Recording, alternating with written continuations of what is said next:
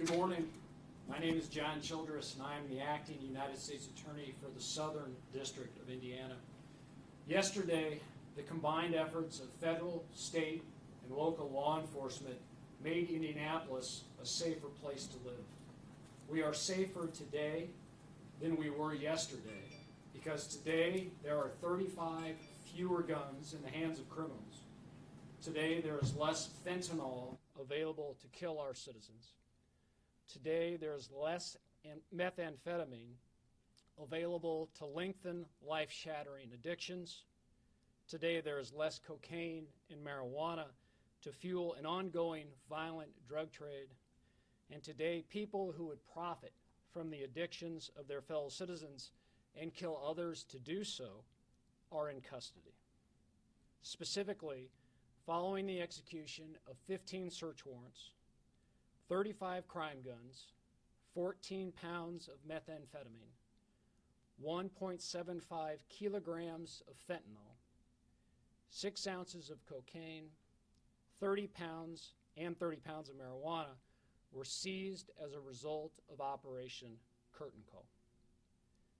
As a result, 17 federal defendants were arrested and $70,000 in United States currency was seized. I am joined today by Special Agent in Charge Paul Keenan of the FBI, Assistant Special Agent in Charge Michael Gannon of the DEA, Deputy Chief Craig McCarty of the Indianapolis Metropolitan Police Department, United States Postal Inspector Jonathan Rogowski,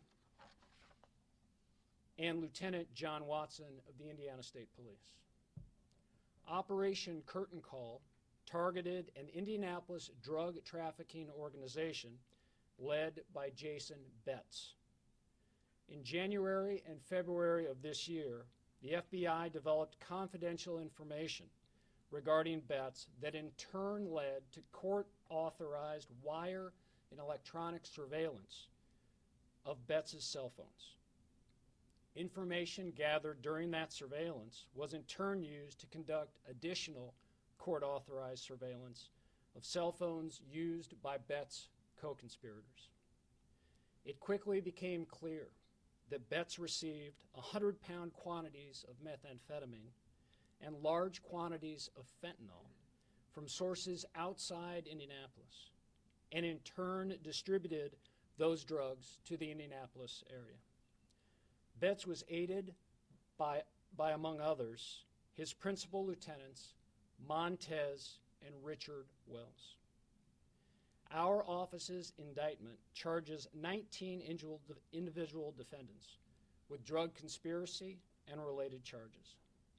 A partial list of those participating in the conspiracy and their roles in it include Alicia Boss, who traveled out of state to obtain fentanyl and methamphetamine, Carl Wilson, who received pound quantities of methamphetamine from Betts for distribution, Donta Hampton, who chauffeured Betts to various locations to distribute drugs, and Colin Johnson, who received multi-ounce quantities of fentanyl from Betts for distribution.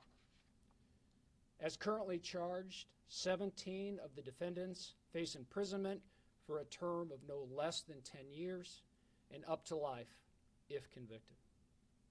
At this time, I'd like to extend my thanks to those gathered here with me, but also to the dedicated men and women of the agencies we represent. Although you cannot see them, it is their efforts and dedication which have generated this outstanding result, and it is to them that we all owe our thanks. Thank you for your attention, and I'd like to call Special Agent Paul Keenan to the podium. Special Agent. Good morning. As U.S. Attorney Childress said, my name is Paul Keenan. I'm the Special Agent in charge for the FBI Indianapolis Field Office. Our hearts are still heavy with the loss of our task force officer and Terre Haute Police Department Detective Greg Ferenczi, whom we laid to rest 2 days ago. I want to again extend the sympathy of the FBI family to his family, his friends, and his colleagues. But as Greg would have been the first to attest, the work must go on. This investigation, dubbed Operation Curtain Call, began approximately 10 months ago and focused on the violence and drug trafficking activities of a criminal street gang. The investigators used many sophisticated techniques, including court-authorized wiretaps, over the course of several months. The investigation and Wednesday's search and arrest operations were accomplished through the hard work of the FBI's Safe Streets Task Force, which is comprised of FBI personnel and task force officers from various agencies. The operation on Wednesday was done with the assistance of FBI Cincinnati, FBI Louisville, FBI Las Vegas, the Drug Enforcement Administration, Postal Inspection Service, Indiana State Police, IMPD, Marion County Sheriff's Office, and the Fishers Police Department. Obviously a team effort. The enforcement actions yesterday netted various evidence that U.S. Attorney Childress has already stated to you all. And we also were able to arrest 18 now of the 19 federal subjects. Several of the subjects that were arrested yesterday, we believe, are responsible for multiple homicides throughout the city. It was one step of many to make the city of Indianapolis a safer place for its citizens, and collectively, we were able to effectively shut down a criminal organization responsible for much of the violence around our city. I thank our partners in the U.S. Attorney's Office for their efforts. Thank you.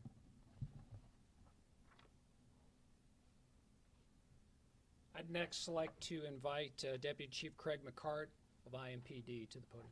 Deputy Chief. Thank you. Good morning. I'm Craig McCarty, IMPD Deputy Chief of Criminal Investigations. I'm going to keep my comments very brief, reiterating some of what's already been said, but I want to start out simply by thanking the men and women who worked on this investigation, have worked months on this investigation. Investigations like this can be overwhelming sometimes, and we have men and women from many agencies that have been without a day off literally for months, days without spending time with family, being able to get things done around the house. But I think that just shows exactly how dedicated they are to the safety and well-being of our community. So a big thanks to everybody who pitched in with the investigation. And obviously, an investigation of this magnitude can also be tough on the resources of an organization, and I think that we've all felt that up here. It takes a lot of resources to put one of these together. We've moved people from other places and gotten resources from units that maybe don't normally do this kind of work. But again, I think it speaks to the dedication of all these agencies that you see here before us in the work that we do. Secondly, I want to specifically thank the agencies that are here today, and everyone. There's also a few that aren't represented here today that had a big part in what we accomplished yesterday, and our partnership. I can't say enough about our partnership with our federal partners, the state police, and what they do for us. And I have been on the phone, had so many phone conversations with the folks that are standing here and other representatives from their organizations, and every time they go to the same place, and that is, let me know what you need, let me know what we can do for you, and we're there for you. And we have called in those favors, and they have come through every time. So I can't say enough about everybody that's up here today. I think there's often this perception about the relationship between federal law enforcement and local law enforcement, and I think, through what you see on TV or the movies or whatever, people perceive that it's a contentious and adversarial relationship at best. And what I want our community to know that could not be further from the truth. Like U.S. Attorney Childress said this morning, Indianapolis is safer than it was just 48 hours ago, and it's because of the partnerships and the relationships, the collaboration, the cooperation that we have with one another that made that happen. Lastly, I want to thank the community and just reiterate how important the community's help and the community's assistance is in things like this, as well as reducing the violence in our communities that we're plagued with today. And you know, I always take every opportunity I have to remind them that we need to know what you know. We need to know about the incidents of violence that maybe you have witnessed or heard about. We need to know about the people that are involved in perpetrating that violence, because we want to interrupt that cycle of violence. We want to reduce that violence, and when we need to, we want to hold those responsible and accountable that are perpetrating the violence. So please continue to work with us. With what you do, it allows us to do together what we do to make Indianapolis safer. So thank you. Deputy Chief, thanks. Next, I'd like to call Assistant Special Agent in Charge Michael Gannon of the DEA to the podium. Good morning. Thank you, U.S. Attorney Childress. I'd like to take a moment here just to acknowledge the outstanding work that was done in this investigation by the U.S. Attorney's Office, and specifically Assistant United States Attorney Brad Blackington. Thank you for the exceptional work. I'd also like to thank our federal partners, the FBI, who led this investigation, and our state and local partners who greatly assisted with this investigation. They did an outstanding job, so thank you, and thank you for the partnership. I'm not going to get into talking about the statistics that have already been mentioned, but I'd like to take a moment here just to talk about the fentanyl that was seized in this investigation. And what we're looking at right now is alarming numbers of overdoses throughout the whole country.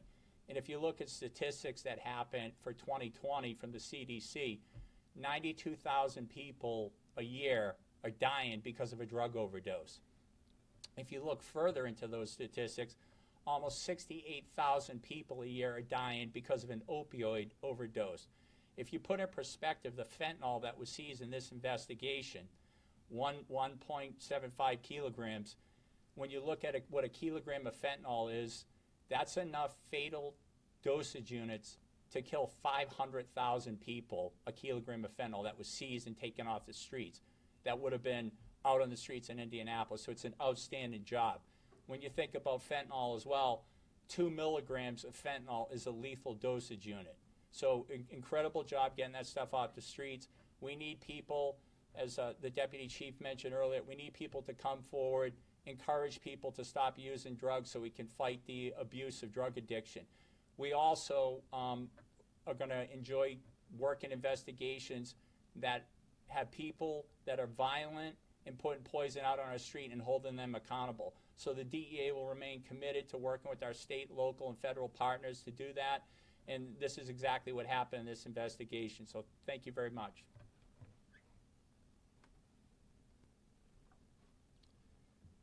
Okay, at this time, I'd like to make ourselves available to some questions. So you said that there are several homicides believed to be connected to these folks. Is anyone of these defendants actually charged with homicide? And if not, what's the status of those investigations?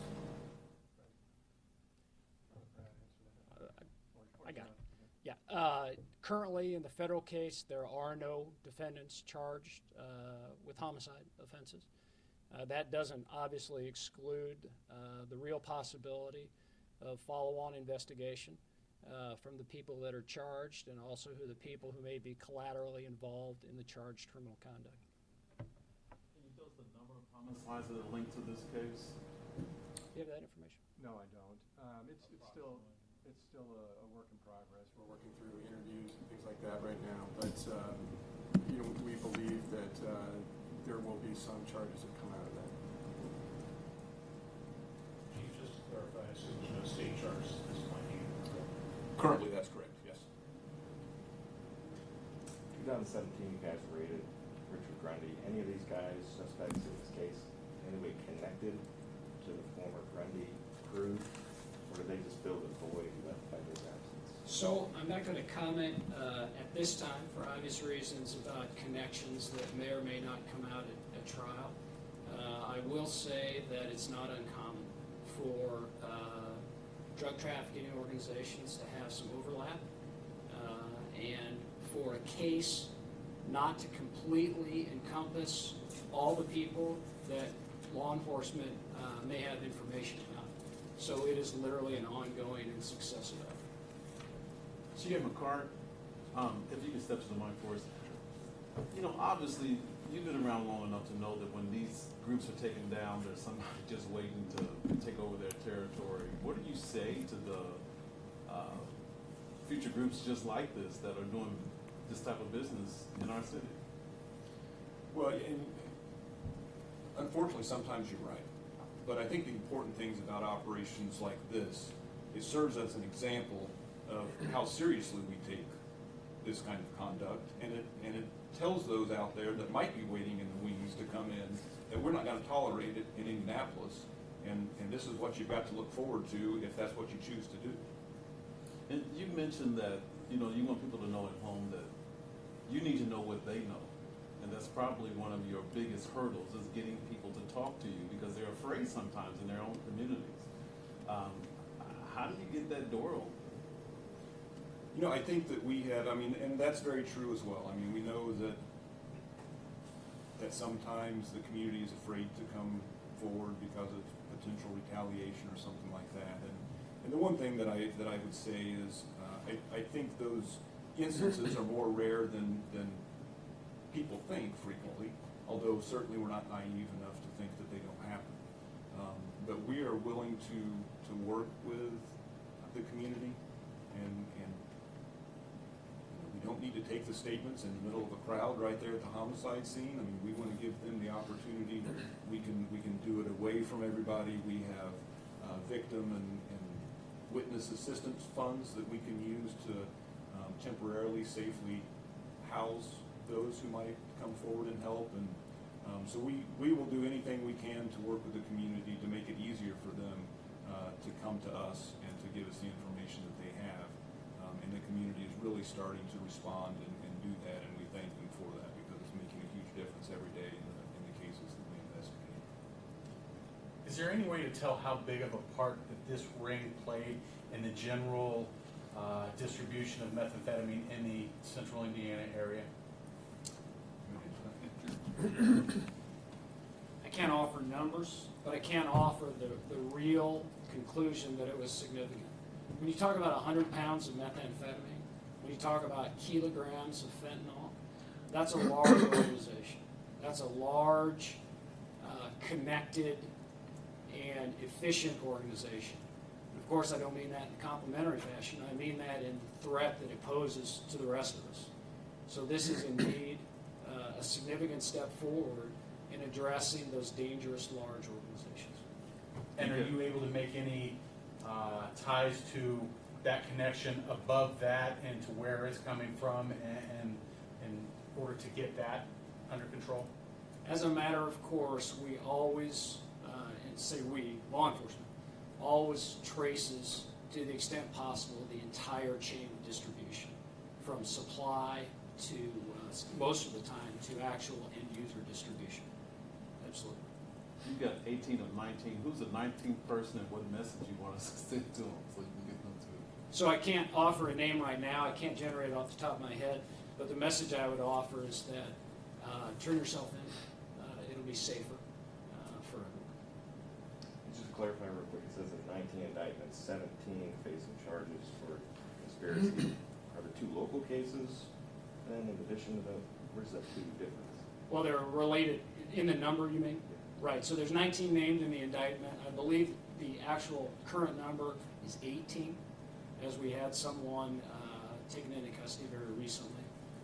And I believe we still have one as yet to be taken in. All federal or any state charges? All federal. Right. And also conspiracy charges. I believe 2 of the defendants, and we'll make the indictment available to you, I believe 2 of the defendants are charged with related drug offenses, not conspiracy. 17 of the 19, I believe, are charged with conspiracy. Going back to the questions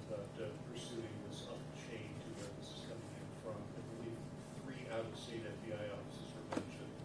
Is this coming in from Las Vegas or from bordering states, or not necessarily? Well, I could speak generally on that. Typically, drugs come from larger metropolitan areas, as I'm sure you know. And in this case, that exploitation of information continues. The distribution of the assistance isn't necessarily representative of where the drugs are coming from. It might be where the defendants are, could be generated by a lot of different factors. But again, that information is exploited to the greatest extent. I don't know if you can go into this, but Vegas caught in a year, unlike the other two. That's not exactly across the border. How is Vegas involved? That's a great question. I'm going to call on. All right. We had one of the You defendants. step up to the mic. One of the defendants was located at the time of the arrest takedown in Las Vegas. Our FBI Las Vegas office took him into custody. Thanks. Any other questions? Well, thank you very much. And gentlemen, appreciate it.